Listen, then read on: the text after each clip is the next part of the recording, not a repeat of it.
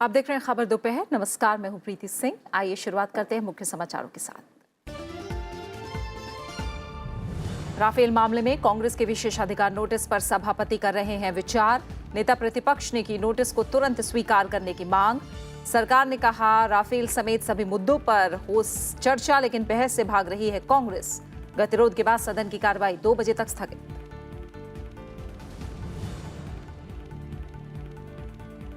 लोकसभा में भी उठा राफेल का मुद्दा। जेपीसी जांच की मांग पर अड़ी कांग्रेस। संसदीय कार्य मंत्री ने कहा नियमों और प्रक्रिया के तहत सदन में हो चर्चा। अवरोध के बीच राष्ट्रीय डिजाइन संस्थान संशोधन विधेयक पेश। गतिरोध के बाद कार्यवाही दिन भर के लिए स्थगित।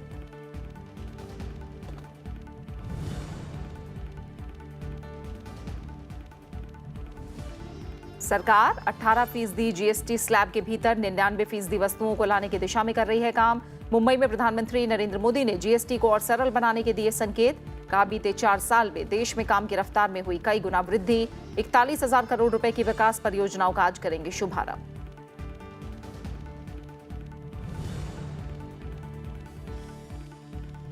सभी गरीब परिवारों को मिलेगा मुफ्त एलपीजी कनेक्शन। केंद्रीय कैबिनेट ने उज्ज्वला योजना के विस्तार को दी मंजूरी। तमिलनाडु और तेलंगाना में 2 नए एम्स की स्थापना पर भी मुहर।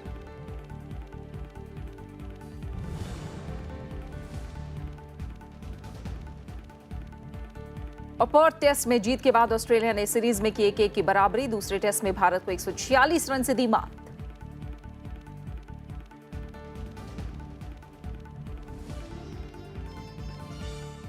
बात संसद सत्र की। राज्यसभा की कार्यवाही में आज भी कावेरी और राफेल के मुद्दों पर गतिरोध देखने को मिला, जिसके बाद सदन की कार्यवाही दोपहर 2 बजे तक के लिए स्थगित करनी पड़ी। सदन की कार्यवाही शुरू होते ही राज्यसभा के सभापति एम वेंकैया नायडू ने सदन को बताया कि कृषि संकट, कीमतों में बढ़ोतरी जैसे जनहित के महत्वपूर्ण मुद्दों पर चर्चा के लिए उन्होंने विभिन्न दलों के सांसदों के नोटिस को मंजूर किया है। सभापति ने सदस्यों से सदन के सुचारू संचालन की अपील भी की ताकि इन महत्वपूर्ण मुद्दों पर चर्चा हो सके। उन्होंने ये भी बताया कि राफेल मामले में नेता प्रतिपक्ष और कांग्रेस के वरिष्ठ नेता गुलाम नबी आजाद के विशेषाधिकार हनन के नोटिस पर वो विचार कर रहे हैं।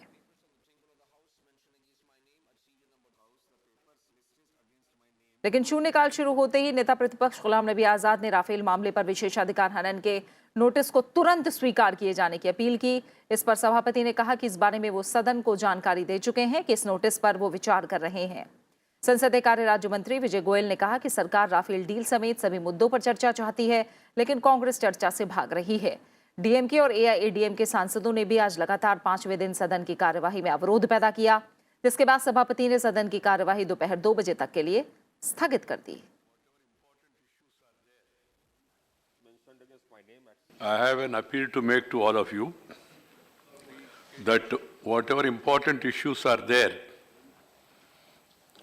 whichever I have received notice, depending on the first come first and also priority and merit of each case, they are being admitted. Price rise, agricultural crisis, and then with regard to the Tamil Nadu, Karnataka, Tamil Nadu, Andhra Pradesh, Kerala, to now some part of Orissa also, Titri. This cyclone. Fortunately, there is no cyclone in Uttar Pradesh, please don't add. This and cyclone notice has been admitted, and it has been now carried forward also. Today, afternoon, there is a call attention on the same subject given by honorable members. And with regard to the privilege notice that has been given, it is under my examination. I have to go through it in detail because it's a little complicated. Matter is partly before the court and partly the government, but still I am not going to the merits. And then the government was saying they are willing for discussion.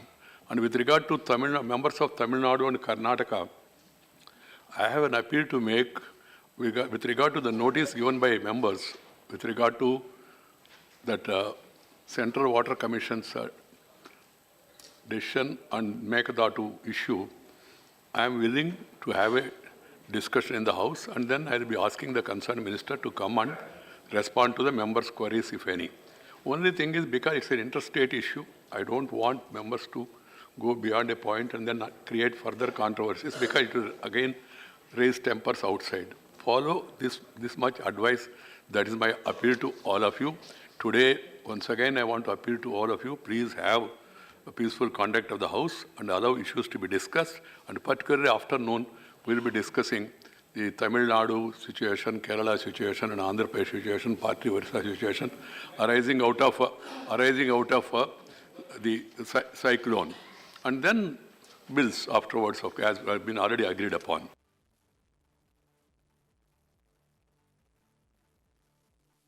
The issues which we wanted to discuss on the floor of the House and which we had discussed in the Business Advisory Committee. So most of the issues Honorable Chairman has agreed to discuss in this House. But one of the most important issue which is agitating in the minds of the people across the country is the privilege issue which we have given against the government. This government misled the parliament by giving a wrong Ghulam Nabi ji, I have already told you the notice is before me. You can't discuss in the House. That privilege, the notice is before me. House, we would like that this Let should the House, be accepted. let the chairman take a view. Accepted. सरकार हर विषय पे चर्चा के लिए तैयार है। Rafale के ऊपर चर्चा से विरोधी दल भाग रहे हैं क्योंकि सुप्रीम कोर्ट का एक निर्णय आ गया है। आज दो सुप्रीम कोर्ट के निर्णय कांग्रेस के खिलाफ आए हैं, एक राफेल पर और एक 1984 में सिखों के कत्लेआम को लेकर। कांग्रेस को दोनों विषयों पर माफी मांगनी चाहिए। मैं अपील करना चाहता हूं, सरकार सदन में हर विषय पर चर्चा के लिए तैयार है और राफेल पे भी चर्चा के लिए तैयार है। जितने घंटा चाहे उतने घंटे ये चर्चा करें। राफेल और कावेरी समेत विभिन्न मुद्दों पर लोकसभा की कार्यवाही में आज लगातार 5वें दिन गतिरोध देखने को मिला। सदन की कार्यवाही शुरू होते ही एआईएडीएमके, टीडीपी और कांग्रेस के सांसद आसन के समीप आ गए। कांग्रेस ने राफेल मामले में जांच के लिए जेपीसी के गठन की मांग की। वहीं बीजेपी सदस्यों ने राफेल मामले में राहुल गांधी से माफी की मांग की। प्रश्नकाल के दौरान एआईएडीएमके, टीडीपी और कांग्रेस के 30 से ज्यादा सांसद वेल में मौजूद थे। अवरोध की वजह से सिर्फ एक सवाल ही लिया जा सका और लोकसभा अध्यक्ष ने सदन की कार्यवाही दोपहर 2 बजे तक स्थगित कर दी। कार्यवाही दोबारा शुरू होने पर गतिरोध के बीच ही राष्ट्रीय डिजाइन संस्थान संशोधन विधेयक 2018 पेश किया गया, लेकिन गतिरोध जारी रहा और लोकसभा की कार्यवाही दिन भर के लिए स्थगित करनी पड़ी। नियम प्रक्रिया के अनुरूप चर्चा करने के लिए तैयार है। उनके मुंह के सामने नहीं रखा। आग्रह करना चाहता हूं कि आपने चर्चा के लिए नोटिस दिया है इनके मुंह के और सामने नहीं आना प्रतिपक्ष के लोगों ने भी चर्चा मांगी है। सरकार पूरी तरह चर्चा के लिए तैयार है। जहां तक जेपीसी का सवाल है, मैं ये कहना चाहता हूं कि जेपीसी का सवाल अब कहाँ है। राफेल पर जो चर्चा आई थी उस समय कांग्रेस के लीडरशिप ने अपना वक्तव्य रखा था, लेकिन जब सुप्रीम कोर्ट का निर्णय आया, सुप्रीम कोर्ट ने दूध का दूध पानी का पानी कर दिया। सरकार का स्टैंड हर मामले में पूरी तरह साफ है। तो मैं आपके माध्यम से कहना चाहता हूं कि इनको सदन चलाना चाहिए। हम चर्चा के लिए पूरी तरह तैयार हैं। और हम सीधा रुख करेंगे अपने संसदीय मामलों के संपादक अरविंद कुमार सिंह का। अरविंद जी, हम देख रहे हैं लगातार जो फर्स्ट हाफ है उसमें गतिरोध बना रहा, चाहे वो विशेषाधिकार नोटिस की बात हो या फिर तमाम अलग अलग मुद्दों की बात हो। हम जानते हैं कि तमाम विधायी कामकाज हैं जो इस सत्र में निपटाए जाने में, ऐसे में सेकेंड हाफ में क्या उम्मीद की जाए? देखिए प्रीति, अगर आपने देखा होगा तो आज भी 3 अहम बिल हैं और इसके अलावा ध्यानाकर्षण प्रस्ताव है जो कि दक्षिण में जो काफ़ी नुकसान हुआ है कई इलाकों में जो है प्राकृतिक आपदा के चलते, तो उस पर जो है ध्यानाकर्षण प्रस्ताव पर चर्चा भी होनी है। उम्मीद की जाती है क्योंकि सभापति जी ने जो है काफ़ी अपील की है लोगों से और पिछले कई दिनों से लगातार प्रयास कर रहे हैं। सरकार भी लगातार यही कह रही है कि बहुत सारे मुद्दे जो हैं उस पर खुल के चर्चा के लिए तैयार हैं। लेकिन ऐसा लग रहा है कि ये जो आखिरी पूर्ण सत्र है जो लोकसभा चुनाव के पहले, वो चुनावी मूड में आ गया है और इसीलिए बहुत सारे राज्यों में अगर आप देख रहे होंगे बारीकी से तो वो अपने इलाकों के मुद्दों को लेकर के बहुत ही ज़्यादा जो है वो अवरोध उन्होंने पैदा किया है। और फिर भी क्योंकि विधायी कामकाज की जहाँ तक बात है तो विधायी कामकाज कई महत्वपूर्ण विधेयक हैं और आप संयोग से ये देखिए कि अगर राज्यसभा की बात करें तो एक ऐसा प्राइवेट मेंबर बिल जो कि राज्यसभा में रखा गया था, ट्रांसजेंडर बिल, वो पास होकर के आज फिर लोकसभा से आज यहाँ आ गया है और वो भी इस हफ्ते के कार्यसूची में शामिल है। तो उम्मीद ये की जानी चाहिए प्रीति, क्योंकि बहुत सारे ऐसे विधेयक हैं जो इस देश के सामाजिक आर्थिक विकास के साथ साथ बहुत सारे उपेक्षित और वंचित तबकों से जुड़े हुए हैं, जिनका पास होना कई मायनों में बहुत ज़रूरी है और सरकार की प्राथमिकताओं में है। और स्वाभाविक तौर पर चूँकि राजनीति कर रहे लोग तो विपक्ष की प्राथमिकताओं में भी है ही है, तो इस नाते उम्मीद यही होती है कि आने वाले जो कुछ समय बचे हैं उनमें विधायी कामकाज हो पाएगा। जी और बिल्कुल, और अगर बात लोकसभा की करें तो गतिरोध के बाद कार्रवाई दिन भर के लिए स्थगित कर दी गई। हालांकि जो अवरोध है उसके बीच राष्ट्रीय डिजाइन संस्थान संशोधन विधेयक जरूर पेश हुआ, लेकिन वहां भी लगातार हम अवरोध की स्थिति देख रहे हैं। जी बिल्कुल देख रहे हैं। और अगर आप ये देखेंगे तो वहाँ भी कुल मिलाकर के एक महत्वपूर्ण विधेयक जो कि 2016 से लंबित था, वो ट्रांसजेंडर से संबंधित, वो उस पर जरूर वो पास हो पाया है, लेकिन अगर वैसे देखेंगे तो कोई खास उल्लेखनीय जो है कामकाज वहाँ भी नहीं हो पाया, लगातार अवरोध की भेंट में। और अगर आप गौर करेंगे प्रीति तो लगभग मुद्दे एजेंडे मतलब जो अवरोध के जो कारक हैं वो लगभग एक ही जैसे हैं दोनों सदनों में।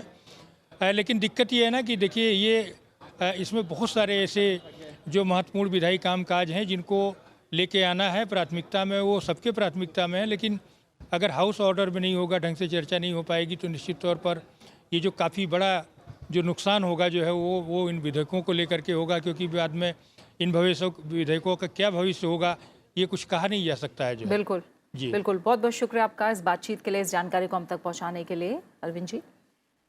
और बीजेपी ने आज संसद का कामकाज शुरू होने से पहले सत्र में दूसरी बार संसदीय दल की बैठक की। राज्यसभा और लोकसभा में मौजूदा सत्र के दौरान अब तक जो कुछ भी हुआ, बीजेपी संसदीय दल की बैठक में आज उसका विवरण रखा गया और दोनों सदनों में लंबित विधायी कार्यों को लेकर चर्चा की गई। बीजेपी ने अपने सभी सांसदों से राज्यसभा और लोकसभा में उपस्थिति सुनिश्चित करने को कहा है। इसके अलावा बैठक में कानून मंत्री रविशंकर प्रसाद ने बीजेपी सांसदों को 3 तलाक से जुड़े विधेयक पर विस्तार से जानकारी दी। 3 तलाक से जुड़े संशोधन बिल को पास कराना सरकार की प्राथमिकताओं में शामिल है। बैठक में राफेल मामले और सिख विरोधी दंगों पर भी चर्चा हुई और आखिर में गृह मंत्री राजनाथ सिंह ने भी बीजेपी सांसदों को संबोधित किया। उन्होंने कहा कि वर्तमान परिवेश में मौजूदा सरकार देश के विकास के लिए बेहतरीन काम कर रही है। गृह मंत्री ने बीजेपी सांसदों को पूरे मनोबल के साथ विपक्ष के आरोपों का जवाब देने और डटे रहने की नसीहत दी ताकि संसद में लंबित विधायी कार्यों को पूरा कराया जा सके। राहुल गांधी ने जो सदन के भीतर और देश में बाहर भी जो असत्य बोलकर सेना का मनोबल गिराया, देश की साख को गिराने की कोशिश की और राजनीति को हल्का करने की कोशिश की, उस पर सांसदों की जो चिंता है मैं उसको उचित मानता हूँ। प्रधानमंत्री नरेंद्र मोदी आज महाराष्ट्र के दौरे पर हैं और यात्रा की शुरुआत में प्रधानमंत्री आज एक निजी टीवी चैनल के कार्यक्रम रिपब्लिक समिट में शामिल हुए। प्रधानमंत्री ने कहा कि चाहे भारत की अर्थव्यवस्था की बात की जाए, प्रतिभा हो, सामाजिक व्यवस्था, सांस्कृतिक मूल्य हो या फिर भारत की सामरिक ताकत, हर स्तर पर देश लगातार आगे बढ़ रहा है। 2014 से पहले स्थिति से तुलना करते हुए प्रधानमंत्री ने कहा कि पिछली सरकार के कार्यकाल में देश में स्वच्छता का दायरा 40% से भी कम था, लेकिन मौजूदा सरकार ने इसे 97% तक पहुंचाया है। उन्होंने कहा कि सरकार सभी के कल्याण के लिए ईमानदारी से काम कर रही है। जनता को सरकार की नीयत पर किसी तरह का शक नहीं है। देश वही है, लोग वही हैं, ब्यूरोक्रेसी वही है, हमारे साधन वही हैं, संसाधन भी वही हैं। फिर इस परिवर्तन की वजह क्या है? हमारे यहां एक साइकोलॉजी रही है कि जब सरकार के खिलाफ आरोप लगाते हुए कोई अदालत में जाता है तो माना जाता है कि सरकार गलत होगी और आरोप लगाने वाला सही होगा। ये आमतौर पर हमारी मान्यता है। घोटाले हों, भ्रष्टाचार के आरोप हों, यह एक मानसिकता हमारे मन में घर कर गई है, क्योंकि हमने वही देखा है पहले। लेकिन ये भी पहली बार हुआ है जब कुछ सरकार पर भ्रष्टाचार का आरोप लगाते हुए देश की सबसे बड़ी अदालत गए और अदालत ने उन्हें 2 टूक जवाब मिला कि जो काम हुआ है वो पूरी पारदर्शिता से हुआ है, ईमानदारी से हुआ है। हमारे देश में ऐसा भी होगा, 4 साल पहले ये भी किसी ने नहीं सोचा था। देश को पीछे ले जाने वाली बंदिशों को तोड़ने का काम कर रहा हूं। कुछ लोग देश को भ्रमित करने में जुटे हुए हैं, लेकिन मुझे सत्य की शक्ति पर भरोसा है और सत्यनिष्ठ देशवासियों पर मेरा भरपूर भरोसा है। जीएसटी पर बात करते हुए प्रधानमंत्री ने कहा कि नई टैक्स प्रणाली लागू होने से बाजार की विसंगतियां दूर हुई हैं और सिस्टम की कार्यक्षमता बढ़ी है। उन्होंने कहा कि सरकार जरूरत के हिसाब से लगातार नई व्यवस्था में बदलाव कर रही है, जिससे लोगों को आसानी हो रही है। प्रधानमंत्री ने कहा जल्दी ऐसी स्थिति होगी जब गिनी चुनी वस्तुएं ही 18% से ज्यादा के टैक्स के दायरे में होंगी। प्रधानमंत्री ने यह भी कहा कि वैश्विक स्तर पर भारत की स्थिति मजबूत हुई है और देश के मीडिया संस्थानों को अंतर्राष्ट्रीय स्तर पर अपना असर दिखाना चाहिए ताकि भारत की आवाज दमदार तरीके से प्रस्तुत की जा सके।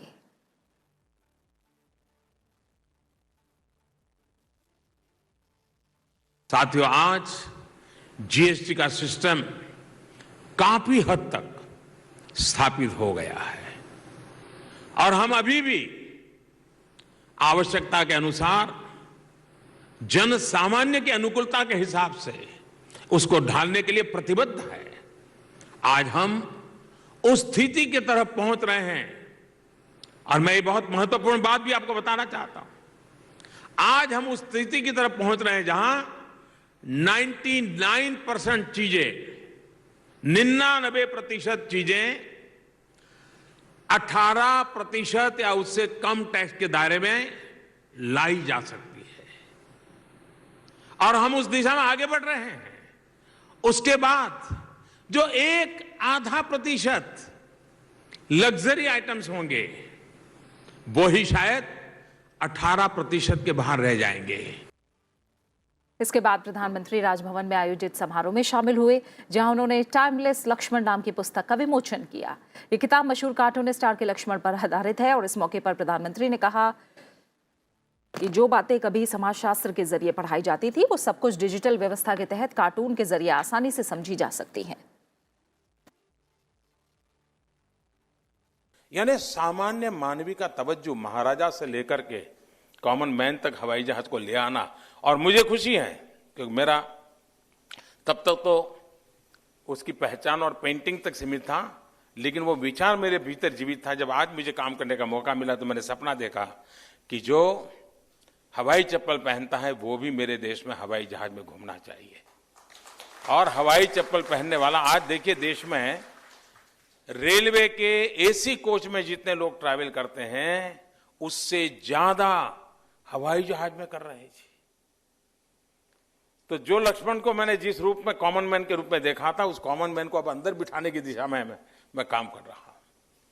आप देखा होगा। इसके अलावा प्रधानमंत्री आज महाराष्ट्र में 41,000 करोड़ रुपए की विकास परियोजनाओं का शुभारंभ भी करेंगे। प्रधानमंत्री आवास और शहरी परिवहन से जुड़ी महत्वपूर्ण परियोजनाओं का शुभारंभ भी करेंगे। कल्याण इलाके में एक सार्वजनिक सभा के दौरान प्रधानमंत्री 2 महत्वपूर्ण मेट्रो गलियारों की आधारशिला रखेंगे। इनमें थाड़े भिवंडी कल्याण मेट्रो और दहिसार मीरा भयंडर मेट्रो शामिल है। इन गलियारों के पूरा होने पर इलाके में परिवहन व्यवस्था और अधिक सुविधाजनक होगी। साथ ही आर्थिक रूप से कमजोर वर्ग और कम आय वर्ग वाले के लिए प्रधानमंत्री आवास योजना के तहत 90,000 इकाइयों की शुरुआत होगी। इस मौके पर प्रधानमंत्री का जनसभा को संबोधित करने का भी कार्यक्रम है। इसके बाद प्रधानमंत्री पुणे जाएंगे, जहां पुणे मेट्रो के तीसरे चरण की आधारशिला रखी जाएगी। पुणे में भी प्रधानमंत्री एक जनसभा को संबोधित करेंगे।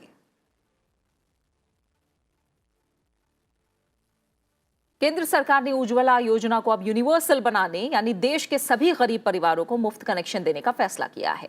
कैबिनेट के आर्थिक मामलों की समिति के फैसले की जानकारी देते हुए पेट्रोलियम मंत्री धर्मेंद्र प्रधान ने बताया कि उज्ज्वला योजना के कनेक्शन से अब तक 5,86,000 गरीब परिवारों को फायदा मिल चुका है और अब इस योजना को पूरे देश में समान रूप से लागू करने का निर्णय लिया गया है। 2016 में शुरू इस योजना में गरीबी रेखा से नीचे जीवन यापन करने वाले परिवारों को निःशुल्क गैस कनेक्शन देने का प्रावधान था, लेकिन अब सभी गरीब परिवारों को शामिल करने का फैसला किया गया है। गरीब परिवारों को बिना फॉर्म भरे केवल अब सादे कागज पर कनेक्शन मिलेगा। इसके लिए उन्हें सेल्फ डिक्लेरेशन देना होगा। राज्यसभा टीवी से खास बातचीत में धर्मेंद्र प्रधान ने बताया कि इसका मकसद 100% गरीब परिवारों को योजना का लाभ प्रदान करना है। केंद्रीय पेट्रोलियम मंत्री धर्मेंद्र प्रधान हमारे साथ हैं। सर, उज्ज्वला में एक बड़ा बदलाव किया गया है, अब इसको एक यूनिवर्सल बनाया गया है, कुछ बताएं इसके बारे में। प्रधानमंत्री उज्ज्वला योजना जब 2016 में शुरू हुई तब से जो अनुभव आया कि समाज में SC/CC लिस्ट में जो लाभार्थी रहे, बाद में उसको और 7 बिंदुओं के साथ एक्सपेंड किया गया। उसके बाद भी अनुभव आया समाज में और एक तबका छूट जाता है जो इस सेवा से वंचित हो रहा है। इसीलिए सरकार ने ये महत्वपूर्ण फैसला किया है, भारत के सारे गरीब परिवारों को सरकार के खर्चे से LPG कनेक्शन पहुंचा दिया जाए। सर, बेनिफिशरीज की पहचान के लिए SC/CC का जो पैमाना था वो था, अब क्या करेंगे? क्योंकि उसके लिए जो एक एफिडेविट आपने बताया 14 पॉइंट एफिडेविट होगा या फिर पहचान पत्र कैसे दिखाएंगे, वो मैकेनिज्म क्या है? देखिए, हम लोग SC/CC से आगे जा चुके थे। SC/CC के अलावा और 7 बिंदुओं को हमने जोड़ चुका था, उसके आगे भी अभी हम जाना चाहते हैं। इसलिए हमने जो 14 पॉइंट एफिडेविट की अपेक्षा रखा है, उसमें से 2-3 मुख्य बिंदु ये है, कोई भी नागरिक का एक पहचान पत्र होनी चाहिए, राशन कार्ड हो सकती है और किसी भी प्रकार की राज्य से प्रदत्त कोई पहचान पत्र हो सकता है, वो होनी चाहिए। उनको एक बैंक अकाउंट होनी चाहिए, उनको एक LPG हमारे घर में नहीं है ऐसा एक एफिडेविट देना पड़ेगा। इसमें ही कुछ 14 बिंदु है, यही 2-3 उसकी मूल बिंदु रहेगा। जो इसको शर्त को पूरा करता होगा, जो हमको लगता है सभी उस शर्त को पूरा करेंगे, उनको LPG दे दिया जाएगा। ये आखिरी सवाल है सर, टारगेट इसका 8 करोड़ रखा गया है, तो ये क्या उसके आगे भी जाना है? हमें लगता है कि अब तो हम 90% पेनिट्रेशन देश में कर चुके हैं, बाकी जो 10% पेनिट्रेशन बाकी बचा है, आने वाले जो लक्ष्य अभी हम इसी साल के अंत तक 6 करोड़ उज्ज्वला योजना में पहुंच जाएंगे। धर्मेंद्र प्रधान जी का कहना था कि महत्वाकांक्षी योजना है और 90% जो पेनिट्रेशन है उज्ज्वला का वो पूरा हो चुका है और वो काम आगे भी जारी रहेगा। सुधांशु के साथ पंचानन मिश्रा, राज्यसभा टीवी। केंद्रीय कैबिनेट और CCEA की कल हुई बैठक में कई अन्य अहम फैसले भी लिए गए। इसके तहत पटना में गांधी सेतु के समानांतर 4 लेन के ब्रिज को 3 साल में बनाया जाएगा। पटना के गांधी सेतु ब्रिज के पैरेलल 4 लेन के एक और ब्रिज को मंजूरी दी गई है। ये ब्रिज 2926.42 करोड़ रुपए की लागत से बनाया जा रहा है और 3 साल में इसका कार्य पूरा हो जाएगा। कैबिनेट ने 2 नए एम्स को भी मंजूरी दी है। इनमें से एक तमिलनाडु के मदुरई में तो दूसरा तेलंगाना में बनाया जाएगा। उन्होंने बताया कि तमिलनाडु में इस पर 1264 करोड़ रुपए और तेलंगाना में 1028 करोड़ रुपए का खर्च आएगा।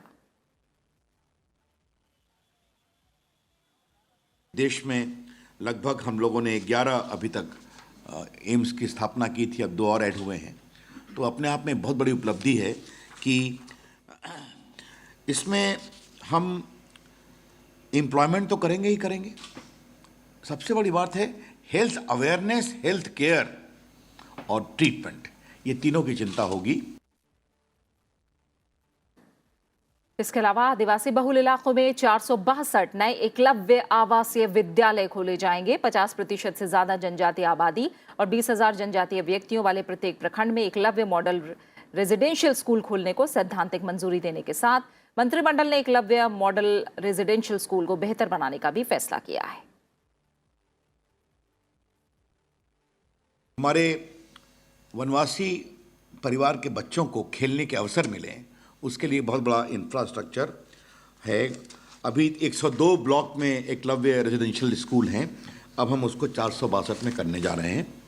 और इसमें जो सबसे बड़ी बात यह है कि रिकरिंग कॉस्ट जो पहले 61,500 था, उसको बढ़ाकर हमने 1,09,000 करने का फैसला किया है। सूत्रों के मुताबिक कैबिनेट में आधार को मोबाइल और बैंक खातों से जोड़ने के लिए भी 2 कानूनों, banking act and prevention of money laundering act में संशोधन के मसौदे को मंजूरी दी गई। सुप्रीम कोर्ट ने हाल में आधार पर दिए गए फैसले में आधार एक्ट की धारा 57 के तहत मोबाइल और बैंक खाते के लिए आधार की अनिवार्यता को खत्म कर दिया था।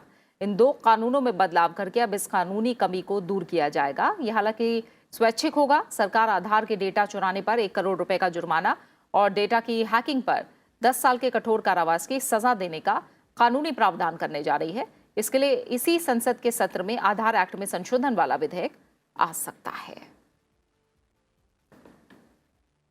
उपराष्ट्रपति एम वेंकैया नायडू ने कहा है कि भारत हमेशा से मानवता, शांतिपूर्ण सह अस्तित्व, अंतर्राष्ट्रीय भाईचारे और विश्व राष्ट्रों के साथ सार्थक साझेदारी का पक्षधर रहा है।